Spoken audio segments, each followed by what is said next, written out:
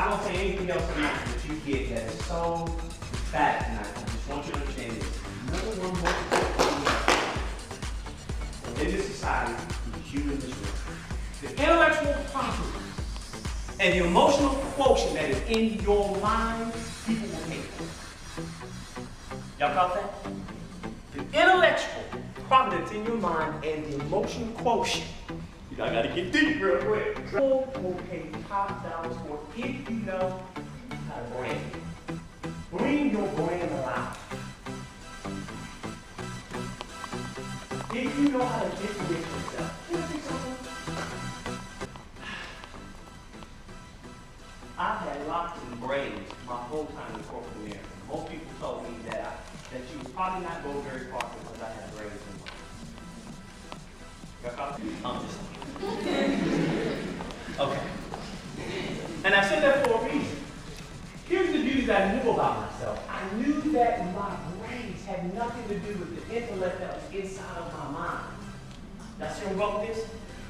Can I tell you something? You can be smooth and debonair, you can be beautiful, and you can be sexy, and you can be all of that business stuff, and people will totally miss what's in your mind.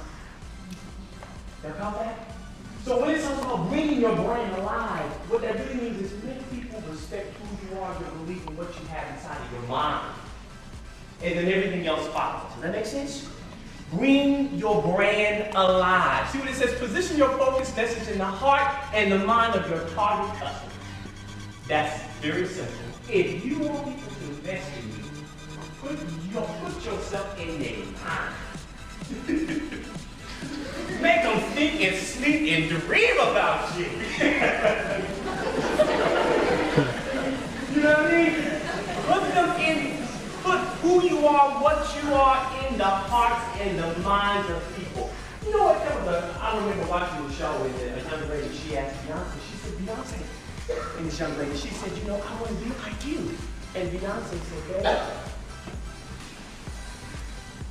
the feedback she gave, she said, make so much noise that people will not ignore it. That's deep when you think about that. In other words, what that really means, y'all, stand up, differentiate yourself. Don't be like the next person next to you. Because here's the reality, they can't do what you do, they was not crazy to do what you do, they don't have the anointing, nor do they have the grace to do what you do, because you all were designed for an entirely different purpose. Stop competing with the person next to you. There's no need. That's good. Because when you realize that thumbprint, that's a specific genetic code. And for those of you who are in science and all that good stuff, your genetic code is a predisposition of the talent and the intellect that is inside of you. Y'all hear where I'm going with this? You ladies and young gentlemen, you do not have to compete with anybody in this world. The number one competitor that you should be competing with is yourself.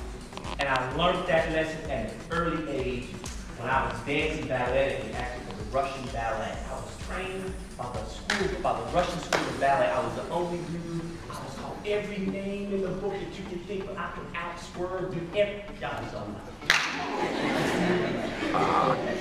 Right? And I realized early that there was just something uniquely different that I had that others did not have. Does that make sense? And so you know what I did? I brought my brand alive. I outdanced everybody, I outjumped everybody, I even